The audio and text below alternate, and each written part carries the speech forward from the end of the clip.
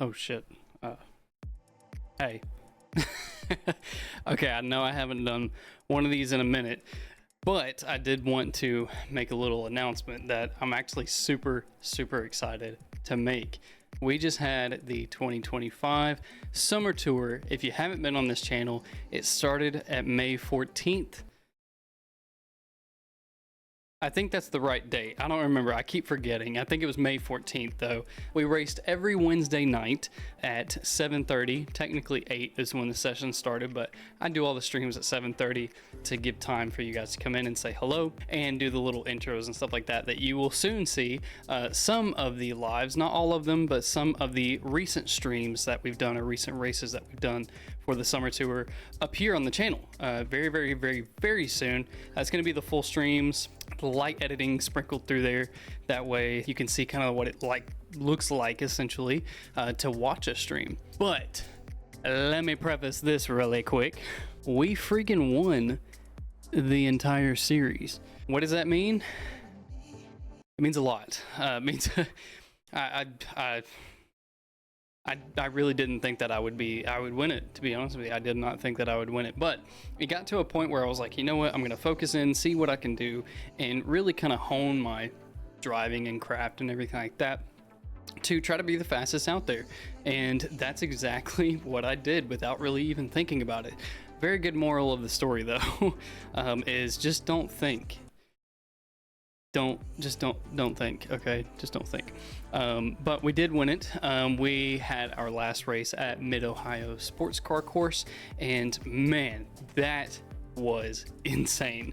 We were in first place overall in the GT3R for, I would say, like a month and a half, somewhere around there. And keep in mind, we were racing every Wednesday night up until August 20th, which was this past week.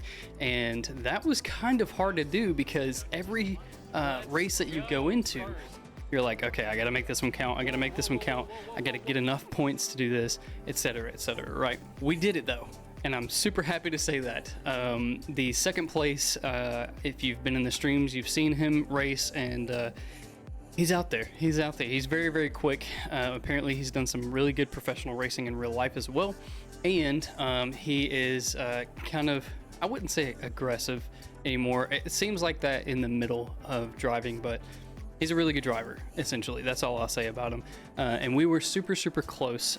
For instance, at Rudskogen, when we did that race, I ended up winning the first heat race, and he was directly behind me pretty much the entire time. And it was because he was in second place overall. Like I said, he's a quick driver. He is in the pro class for the main league as well. I'm in club, so maybe if I keep up with him, which I do most of the time in most of those races for the summer tour, maybe that means I am meant for pro after all. I don't know. I don't want to get ahead of myself though. I'm just driving for fun. I don't know. We ended up finishing the heat race at Rudskogen in first with Eddie behind us because he made a mistake and did kind of get a little close to us. I'm gonna see if I can put up a little clip of what happened there. It doesn't really matter anymore now that the summer tour is over, but just to kind of give you some context, right? So we ended up finishing first in that first heat race. Now, if you know anything about sim racing or racing at all, the heat races matter, but they don't matter as much as the final feature race. The feature race is what gives you the most points, and that is a very important session. At Rudskogen, for instance, I qualified first, finished in the heat race in first, and in the feature race, I finished behind Eddie because of another example, as you can see here.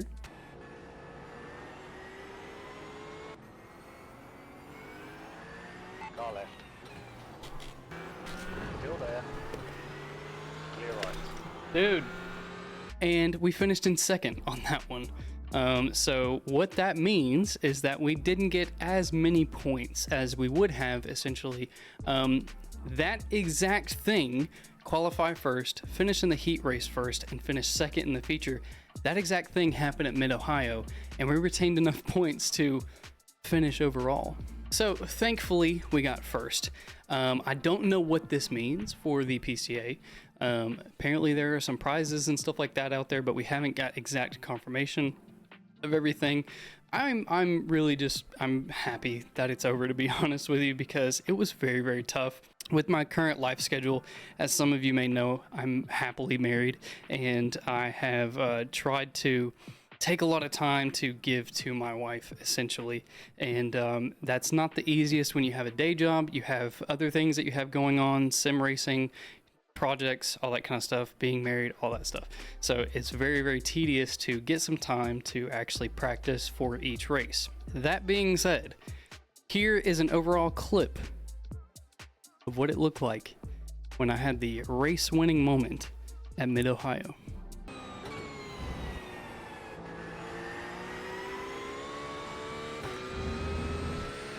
Rex is pitting from position 7.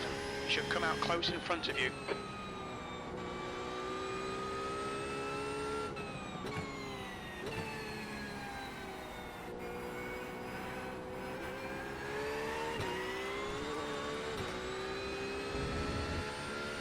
Let's go, baby, let's go. First place, that's what I'm talking about. Well done, Devin. Great. I know, you're impressed. Anyways, no, I'm just joking. No, it was very, very fun. That course is so small though, and really it takes a toll out of you. Some people don't understand that sim racing is still very physical. That's why I have these bad boys, you know what I'm saying? Look at that, look at that. That's just me being married and eating. No, seriously though, it is very physical. In other news, to kind of piggyback off of that, the local PCA around here, Magnolia PCA, if you're wondering, shout out to them. Beautiful people, beautiful community, and have supported editionrenn thoroughly, for sure, and I can't say thank you enough to them, especially you, Mr. Rob. You are a very, very, very big supporter for me and have always been for what I'm doing. So very, very big shout out to Mr. Rob. But they wanted me to have an exhibition at the dealership that I work at, obviously a Porsche dealer. And that was also very physical. If you don't know, my sim over here is full aluminum, okay? Full aluminum, bolts everywhere, and it's not the easiest to transport around. Like you may see some other sim rigs out there that you can just fold up, put it in the back of your trunk and go, right?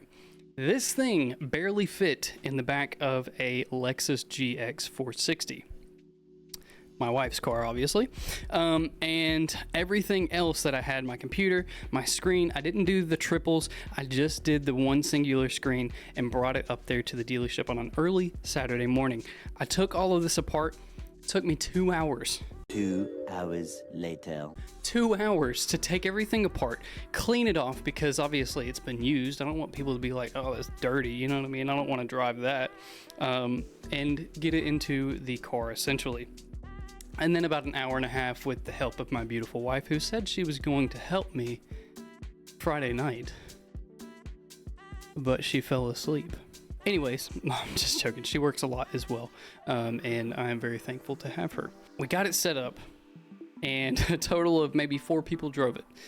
So the rest of the time, I just drove around Laguna Seca in the GT3R and tried to set the fastest time at a 1:21.2. I think it's I think it's a slower time than normal, but needless to say, people had fun with it, and it kind of brought to life how physical sim racing really is. And a lot of people like to think that it's just kind of like a video game, and in some sense it is, yes, but at the same time, iRacing is more realistic than you will find out there. There's a difference between Forza Horizon and iRacing. There's a difference even between Assetto Corsa and iRacing. iRacing takes data from realistic events out there in real life, how cars perform, how tire models perform. If you're into iRacing, you know exactly what I'm talking about with the tires. Shout out to the GT3 tire model update back in June. I could not stop sliding everywhere. It felt like I was on ice. You drive down the road, you turn the wheel, but the car goes straight on, crashes into a tree, and you die. Genuinely, seriously, It is a very physical thing to do, and there's esports teams out there. My favorite brand, obviously, Porsche, has an esports team, which is for the sim racing stuff. But the only thing that people are missing is GeForce. GeForce is the inertia put on your body of force when you launch in a car, when you just step on the accelerator, it puts you back into the seat. That's G-force. If you come around a corner and your body's going to the side and you're trying to counteract it by coming to the other side or pushing your body to the other side, that's G-force. 1G is equal to 3 times your body weight. Okay, so the usual. I don't even know if that's true. That's just okay. Here we go.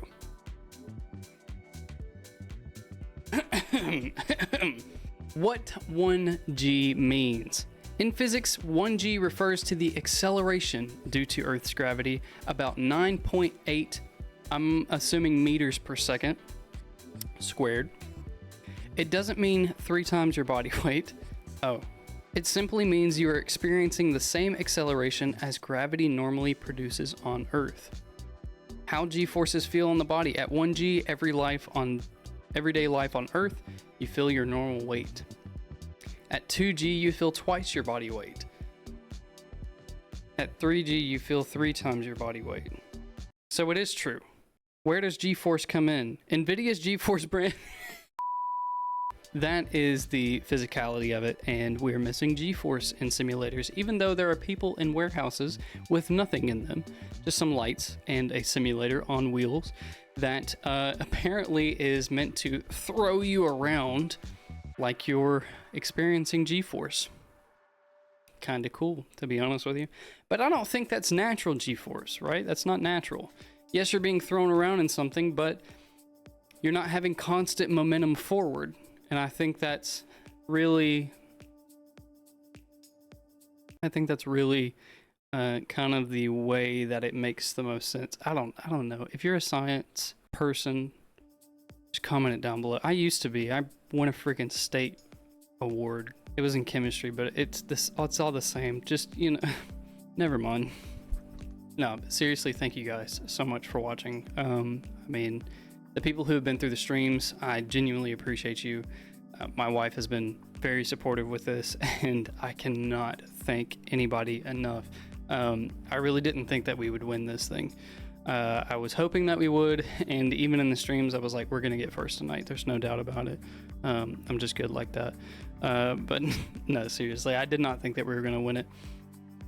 Just because I'm new, I'm still kind of new to this. I'm not new to racing necessarily, or cars, or driving fast, essentially.